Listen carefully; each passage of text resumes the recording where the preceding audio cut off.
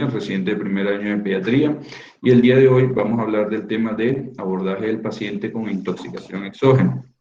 Bueno, esta es una situación que no es ajena a nosotros. Se estima que anualmente ocurren cerca de 90.000 casos de pacientes pediátricos que acuden al servicio de urgencias por sospecha de intoxicación, ya sea la ingesta de algún producto, algún alimento o algún medicamento que se encuentra generalmente en el ambiente del hogar. Esto va a generar un ambiente de estrés para todos los actores incluidos en esta situación, incluyendo al paciente, la familia y al personal médico. Usualmente, esta situación suele ser de fácil control si el médico encargado tiene los conocimientos y el abordaje correcto para manejar este tipo de pacientes, y muchas de las veces suelen abordarse solo como observación y posterior egreso para continuar el manejo en la casa. Los pacientes pediátricos pueden estar en contacto con los diferentes agentes tóxicos de diferentes maneras, ya sea a través de la ingesta, la inhalación, el contacto a través de la piel o la exposición transparental. Miren que el principal grupo afectado son el grupo que representa entre el 1 y los 5 años, siendo un 33% los pacientes menores de 3 años y 50% los menores de 5 años. Aquí tenemos unos datos del 2014 que comparan las intoxicaciones exógenas de la población pediátrica versus la población adulta. Miren la diferencia, de 1.595 por cada 100.000 en la población pediátrica versus 344 por cada 100.000 en la población adulta. Y cerca del 2014, el 7.5% de las muertes reportadas en pediátricos estuvieron relacionadas con la intoxicación de algún xenobiótico diferente. ¿Por qué en este grupo es más importante? Tener en cuenta que los niños a esta edad es cuando más se encuentran explorando, más se quieren llevar todos los diferentes objetos a la boca, y aún en esta edad todavía no son conscientes de cuáles son los peligros reales. Y el otro grupo importante a tener en cuenta son los adolescentes, que en esta época pues ya empiezan a tener contacto con las diferentes drogas recreativas, y la principal causa de muerte en estos pacientes por intoxicación es ya sea por sobredosis en la recreación o por los intentos de suicidio.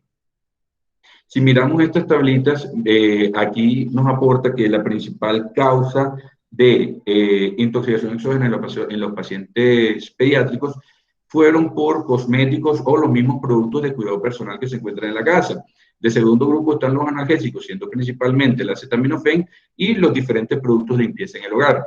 En la segunda tablita, en el diagrama de puntos, vemos que comparando hace 35 años, la población de los pacientes que se encontraban expuestos a los diferentes xenobióticos era mucho menor que la de ahora.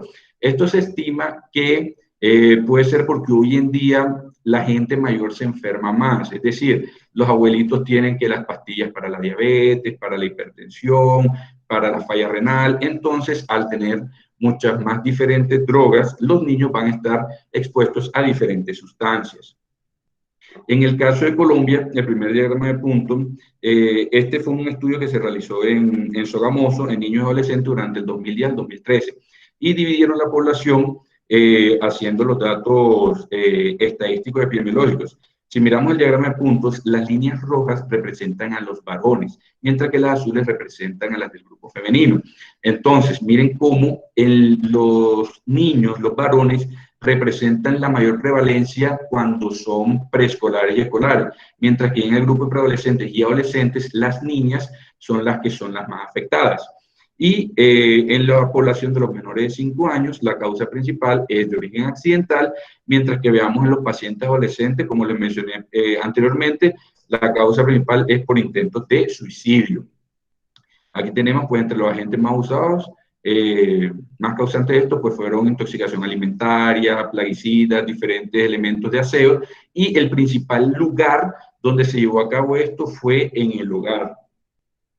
Hay que tener en cuenta ciertas consideraciones que van a diferenciar a los niños de los adultos y por lo cual estas intoxicaciones se van a manejar de manera diferente. Primero, tener en cuenta la relación de la superficie corporal y peso de los niños. Esta es mucho mayor. por lo cual los pacientes que, sobre todo aquellos que tienen contacto o intoxicación vía térmica, van a tener una afección mucho mayor, así como estos pacientes tienen muchas más pérdidas insensibles y son más propensos a ocurrirles deshidratación.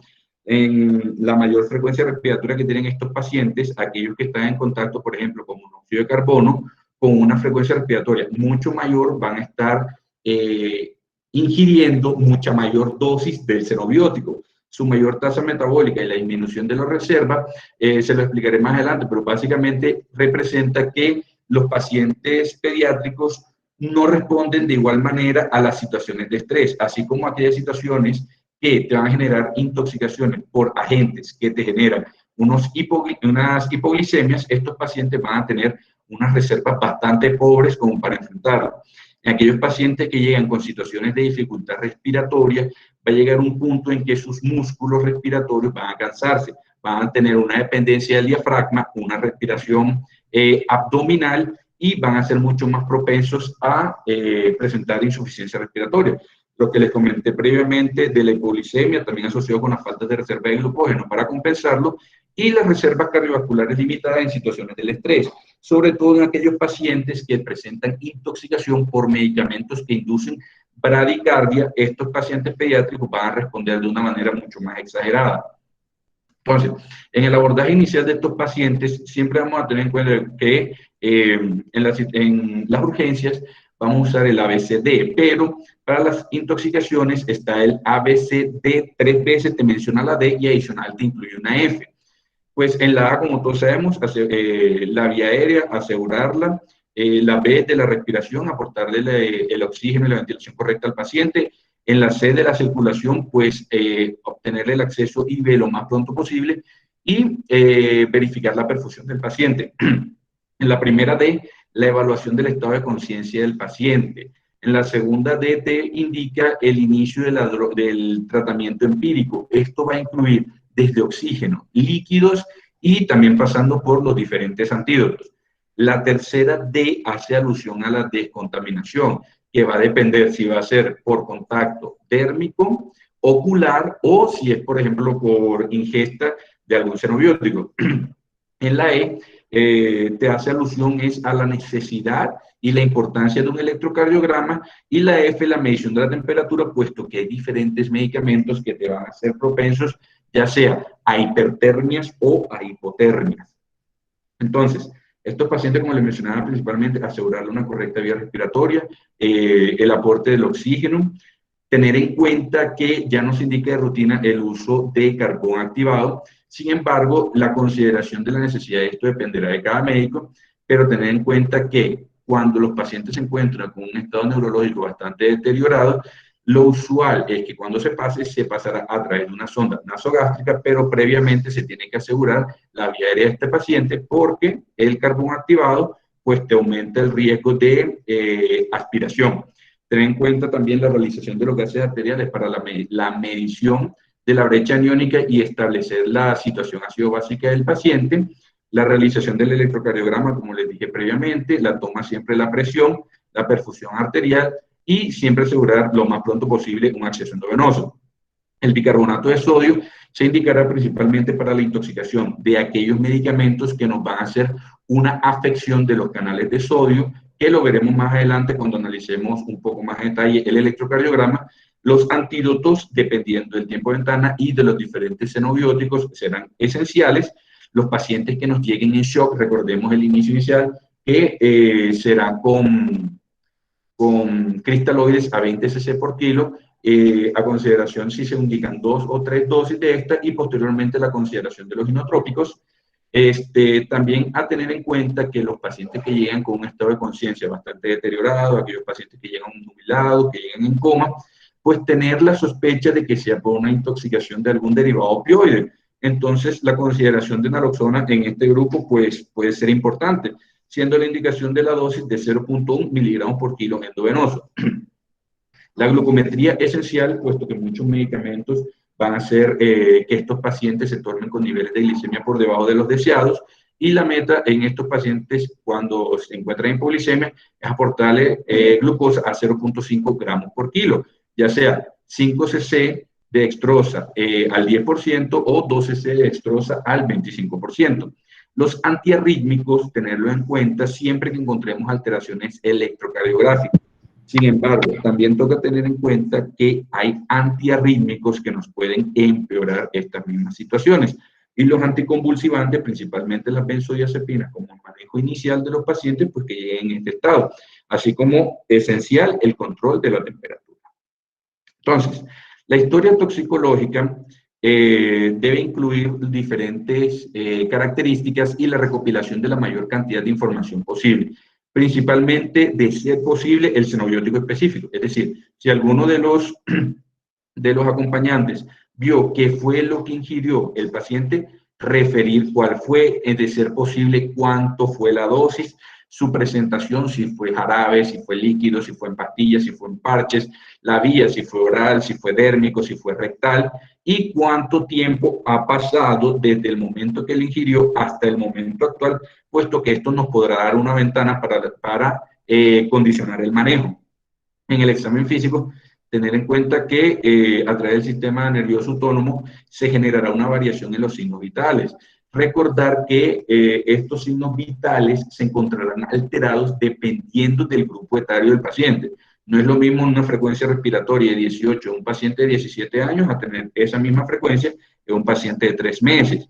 El paciente que llegue con fiebre puede verse a una agitación neuromuscular que va a ser secundario a la presencia de agentes simpático-miméticos o anticolinérgicos. También puede verse a un desacoplamiento de la fosforilación oxidativa que puede ser secundario a la ingesta de salicilatos. En los casos de hipotermia, tú vas a sospechar principalmente que sea por una exposición de algún sedante hipnótico, como los barbitúricos. En la taquicardia, pensar que sea secundario al tono simpático excesivo o actividad anticolinérgica. La taquipnea, estos pacientes pueden manifestarlo como un mecanismo de compensación ante situaciones de acidosis metabólica o como una estimulación directa de salicilatos. En cambio, la braipnea, lo principal que tú vas a pensar de ellos es una sobredosis de opioides. El examen neurológico, importante, tener en cuenta siempre la medición de las pupilas, el estado de conciencia del paciente y también los reflejos. Miren, por ejemplo, los pacientes que tengan clono o hiperreflexia, esto se ha de ver a condiciones en las cuales haya un exceso de serotonina, que va a ser secundario principalmente a sobredosis de inhibidores de la recaptación de serotonina. La evaluación de la orofaringe de estos pacientes, mirar la presencia de ulceración que nos permitirá pensar en ingesta de cáusticos. Y la presencia de secreciones o sibilancia respiratoria nos permite pensar en intoxicación, ya sea por órganos fosforados. Un grupo especial que merece mención aparte es aquellos pacientes que llegan con bradicardia e hipotensión asociada. Esto está principalmente secundario a medicaciones antihipertensivas o de control cardíaco, siendo principalmente los agonistas de los receptores alfa-2 adrenérgicos centrales, los antagonistas de los receptores beta-adrenérgicos, los bloqueadores de canales de calcio, los glicósidos cardíacos y los inhibidores de la acetilcolinesterasa. Bueno, esta tablita que les traje aquí básicamente es como qué síntoma puede encontrarse asociado con diferentes agentes. Entonces, miremos que síntomas como la fiebre, la hipoventilación, la hipotensión pueden asociarse con muchísimos agentes causales. Llama la atención en lo particular que el mismo aliento del niño te puede dar una indicación de cuál pudo ser el xenobiótico ingerido. Miren, por ejemplo, un paciente que venga, que tú lo encuentres con aliento a almendra, te puede permitir pensar que el paciente esté presentando una intoxicación por cianuro. El paciente que venga con un aliento a maní te puede permitir pensar una intoxicación por ciertos venenos de rata. Y pues así de diferente manera con los diferentes signos que puede presentar el paciente. Tener en cuenta también los toxíndromes, que es aquel conjunto de signos o síntomas que se va a asociar con un, como dice su nombre, un síndrome característico de algún grupo de xenobióticos específicos. Entre estos grupos principalmente están el síndrome sedativo hipnótico. Estos pacientes van a llegar con un deterioro del estado de la conciencia, van a llegar con una miosis, hipotermia, compromiso respiratorio dado principalmente por bradipnea, un compromiso cardiovascular que va a ser presentado principalmente por bradicardia, hipotensión o paro cardiorrespiratorio, Y los principales agentes causales son las benzodiazepinas. Tener en cuenta que cuando tú tienes una intoxicación por benzodiazepina y tú encuentras un compromiso severo cardiovascular, piensa primero que el paciente ya podía tener una afección cardíaca previa. También podemos encontrar en este grupo como los causantes los barbitúricos, los anticonvulsivantes, antipsicóticos y los alcoholes. El síndrome opioide va a caracterizarse principalmente por una triada donde vamos a encontrar que los pacientes van a presentar miosis, coma y depresión respiratoria. También pueden encontrarse con hipoventilación, bradicardia, emesis, disminución de la peristalsis, y hay diferentes opioides que van a tener características particulares. Por ejemplo, la meperidina no te va a generar necesariamente miosis, te puede generar miasis, y la metadona te va a generar una prolongación del QT. ¿Y cuál es el agente causal? Pues como dice su nombre, los diferentes opioides. El síndrome colinérgico se va a caracterizar por 3 grupos de síntomas diferentes: síntomas muscarínicos, síntomas nicotínicos y síntomas del sistema nervioso central.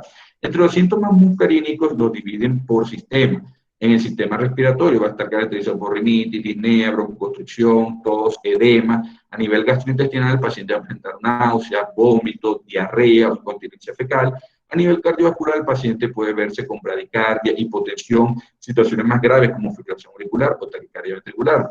La sintomatología nicotínica no siempre suele estar presente y muchas de las veces se encuentra de manera transitoria.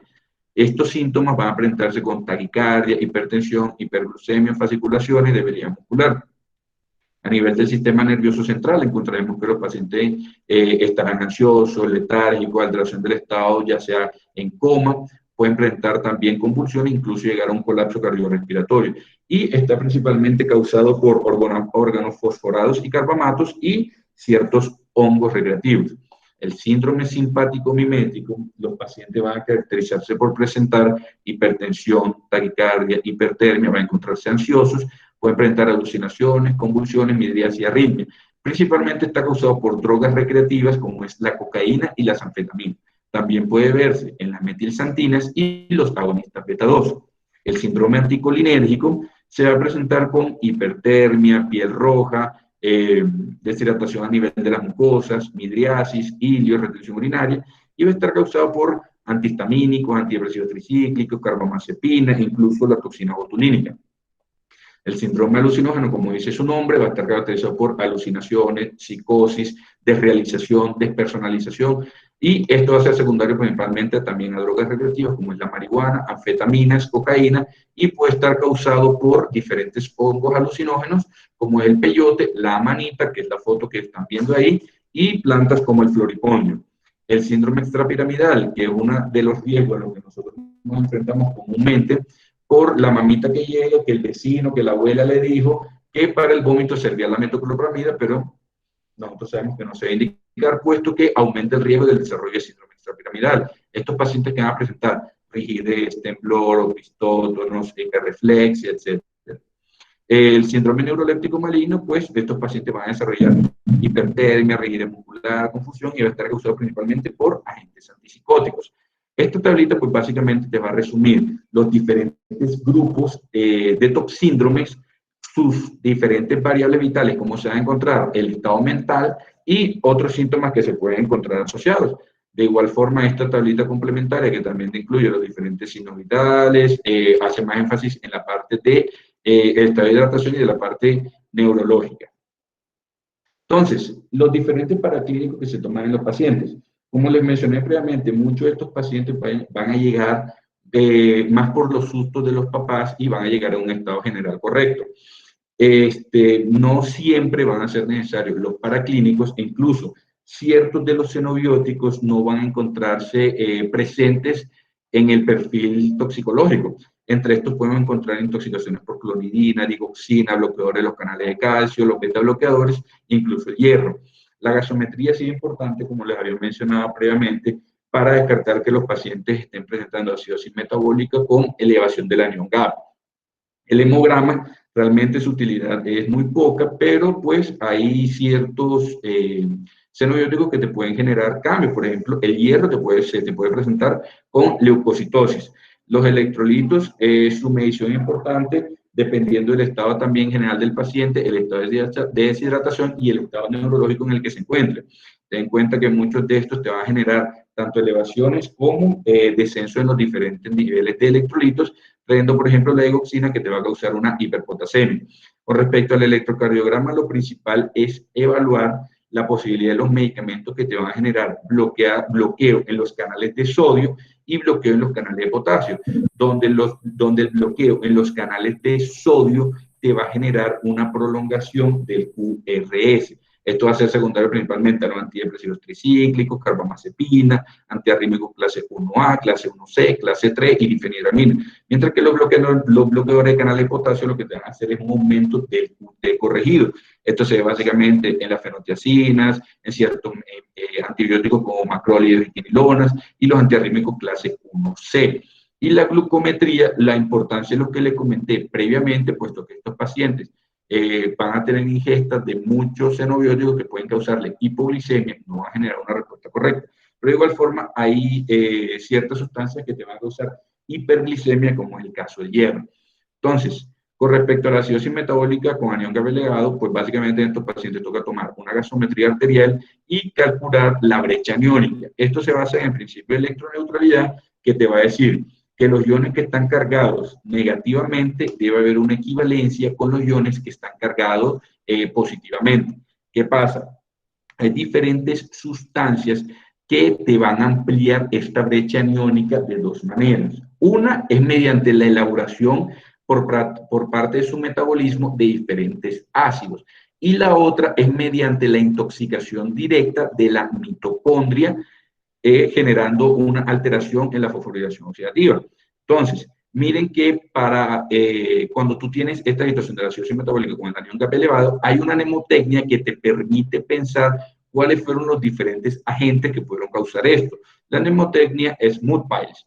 Entonces, encontrándose el metanol, la metformina, situaciones crónicas del paciente como uremia, también cetoacidosis diabética, pero también entre los medicamentos tenemos el paracetamol, el propilenglicol, que es utilizado más que todo como estimulante, el hierro, la isoniazida, intoxicación masiva por ibuprofeno.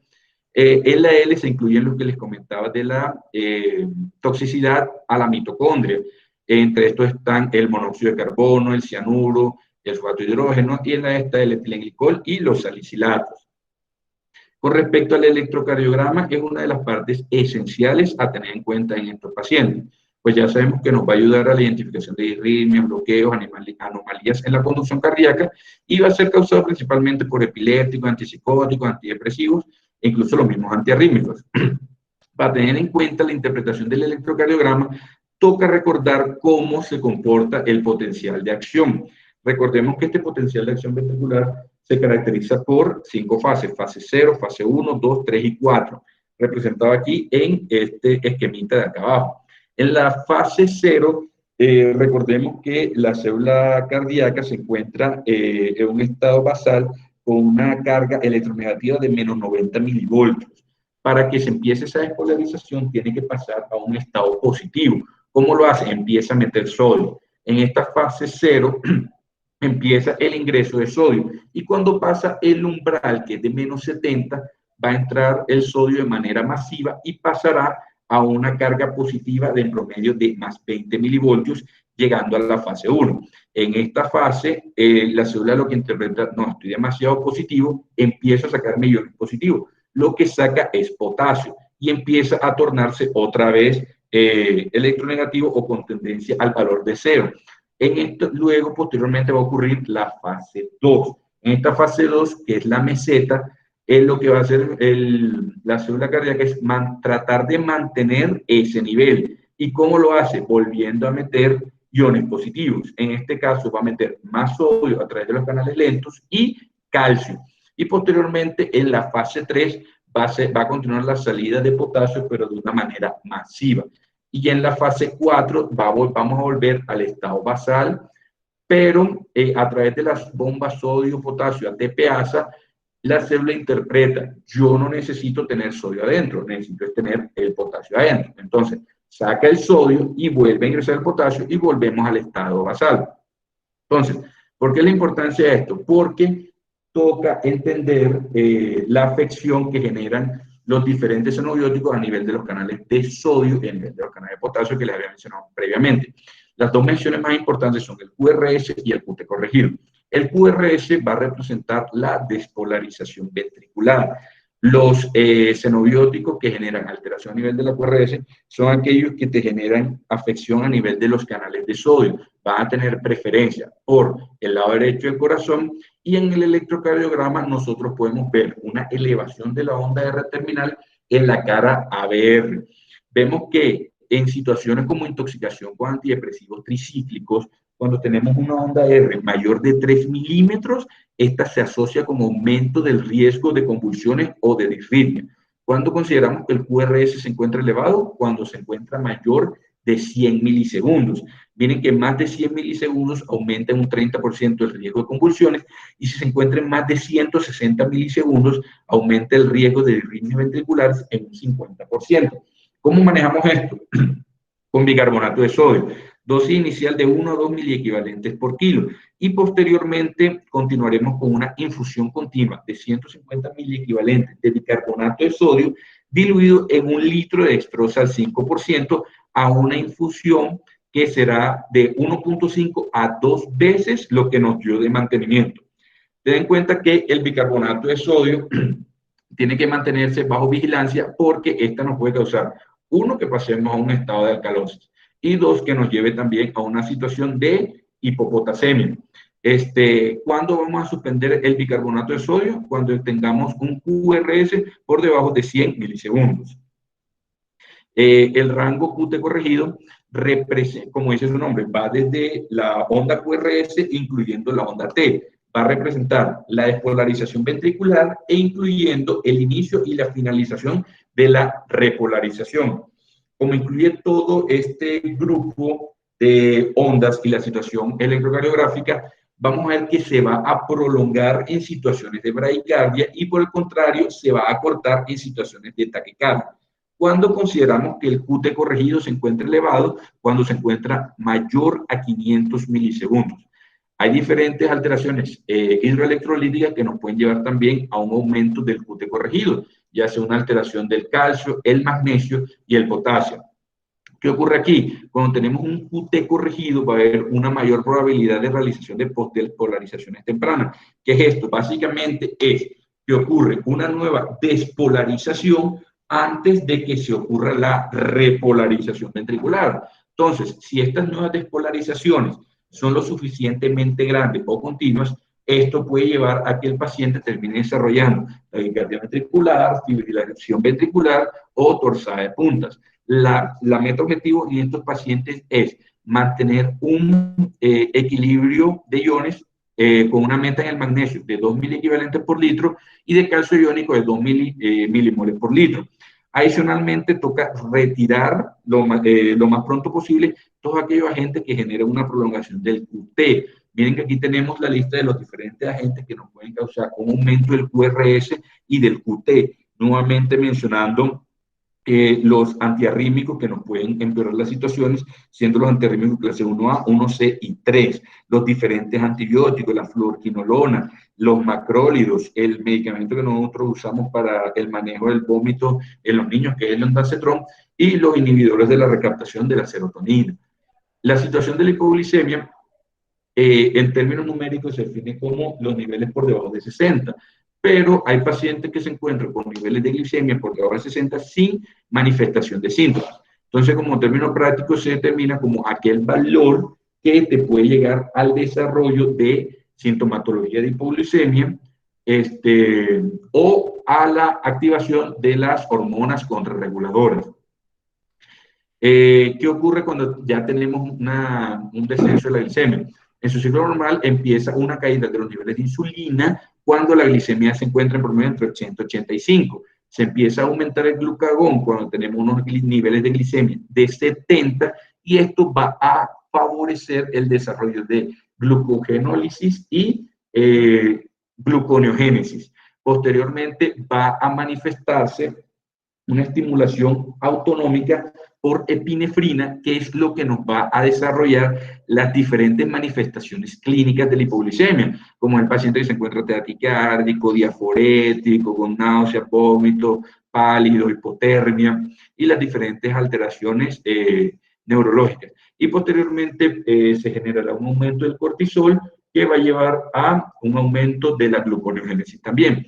¿Cuáles son los diferentes medicamentos que nos permiten pensar que fueron los causantes cuando tenemos un paciente con hipoglicemia? Entonces, aquí está la mnemotecnia Hovis, pues principalmente los hipoglicemiantes. En la letra O, pues están diferentes, pues representa a otros, donde te incluyen también hasta frutas, hongos o diferentes plantas. En la B, los beta bloqueadores, la I, pues de insulina, el etanol y la S de los salicilatos. Con respecto a la desintoxicación, pues es bastante debatible, dependiendo del sitio donde se haya ocurrido el contacto con el tóxico. Si la situación es a nivel tópico, ya sea ocular o dérmico, pues la indicación es la irrigación con solución salina durante al menos 15 minutos, sobre todo a nivel ocular. Y si es a nivel dérmico, pues retirarle las prendas, la misma irrigación y continuar posteriormente con lavado con agua y jabón. El jarabe de Ipecac ya no se indica. El lavado gástrico muy rara vez se encuentra indicado, solo se considera para los pacientes que se encuentren con un estado bastante comprometido y que lleguen a un periodo de ventana entre los primeros 30 minutos. Las monodosis de carbón activado ya no se utilizarán, ya no se indican en el manejo de rutina de la emergencia. Sin embargo, si el paciente nuevamente llega a una situación crítica, si tú te sabes que el xenobiótico se puede unir al carbón activado y tiene un periodo de ventana no mayor a 2 horas, se puede considerar. Sin embargo, tiene su contraindicación en los cáusticos y los hidrocarburos. Y si el paciente se encuentra en un estado neurológico bastante alterado, ya sea obnubilado o en coma, toca asegurarle previamente la vía aérea. Si se encuentra la disponibilidad, la idea sería hacer irrigación intestinal total con polietilenglicol. El principio de esto es, ya sea por vía oral o por una sonda nasogástrica, la administración de líquido osmótico con polietilenglicol a una tasa de infusión de entre 25 y 50 cc por kilo o en promedio, por hora, o en promedio de 250 a 500 cc por hora en los más chiquitos, hasta obtener residuos rectales que ya sean de color transparente. Y esto en promedio se obtiene alrededor de 3 y 4 horas. Los diferentes antídotos pues también son controversiales porque, como les dije previamente, muchos de los pacientes van a llegar en un estado donde se van a favorecer con la observación o con la vigilancia paraclínica de estos pacientes. Y también te menciona que los antídotos tienen su controversia porque como no son medicamentos de uso común por parte de los médicos, muchas de las dosificaciones pueden incluso empeorar los cuadros que ya cursan los pacientes. Pero pues por mencionar algunos de los más importantes, siendo el acetaminofén el principal causante de intoxicación medicamentosa, pues está la N-acetilcisteína. También tenemos que por la benzodiazepina está el fumacenil, los betabloqueadores el glucagón, los bloqueadores de calcio antagonista el calcio, los opioides la naloxona. Con respecto a la eliminación mejorada, el principio se basa en, como dice su nombre, mejorar o acelerar la eliminación del xenobiótico que tiene el paciente en esta situación.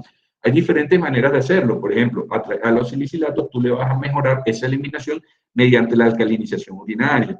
Las múltiples dosis de carbón activado es controversial, sin embargo, se ha encontrado cierto beneficio cuando se asocia con diálisis intestinal con intoxicaciones exageradas por barbitúricos, salicilato, carbamazepina o teofilina. Sin embargo, tampoco se indica rutina porque aumenta el riesgo de mesiaspiración y obstrucción intestinal. La hemodiálisis, en teoría, debería ser de las indicaciones de eliminación mejorada la más efectiva, pero también tiene sus riesgos y para realizarse tiene que cumplir 3 condiciones. Número 1, que haya un beneficio clínico para acelerar la eliminación del xenobiótico. Número 2, que haya una clara relación entre la concentración sérica del xenobiótico y la toxicidad que manifiesta el paciente. Y número 3, que la toxina se pueda eliminar de manera significativa. ¿Qué xenobióticos se benefician de esta eliminación por hemodiálisis? Aquellos que tienen un peso molecular pequeño y que tengan poca unión a proteínas. Entre estos tenemos el salicilato, los alcoholes tóxicos, litio, la teofilina, ácido valproico, el metotrexato, el barbitúrico. Y otras métodos como es la hemoperfusión de carbón, exsanguinotransfusión, plasmaféresis, pues no se indican de rutina. Con respecto a los cuidados de apoyo, pues principalmente está la observación cercana de los signos vitales, el equilibrio de los líquidos electrolitos. Recuerden, como les mencioné al principio, la relación superficie corporal de estos pacientes son más propensos ya sea a la retención de líquidos o a la deshidratación. La medición frecuente de los tóxicos aplica para ciertos tóxicos que ameritan, por ejemplo, los salicitatos, el litio, la digoxina. El control de la función de sistemas, por ejemplo, la medición de la función hepática tras exposición exagerada a paracetamol. ¿Qué hacemos con el paciente que tenemos, que nos luce de buen aspecto, pero pues que tuvo el contacto con el tóxico? El principio es el mismo, hacer una historia toxicológica bien detallada, abordando cuál es el xenobiótico, la dosis, la vía, cuánto tiempo ha pasado. Generalmente estos pacientes que lucen bien se van a beneficiar simplemente de la observación y dependiendo de la necesidad o el criterio médico, la realización de paraclínicos complementarios y usualmente posterior a unas horas. Si el paciente permanece asintomático, se dará egreso con recomendaciones e indicación de seguimiento posterior. Y para finalizar, pues, una mención de ciertas sustancias o medicamentos que en los casos de los pediátricos a dosis pequeñas pueden resultar fatales. Miren, por ejemplo, los pots que se usan para lavar la ropa, imanes, las baterías de relojes, los opioides, órganos fosforados, etc. Bueno, entonces, y les traje un pequeño Kahoot para ver si quedó claro la información suministrada en la charla. Entonces, si pueden conectarse.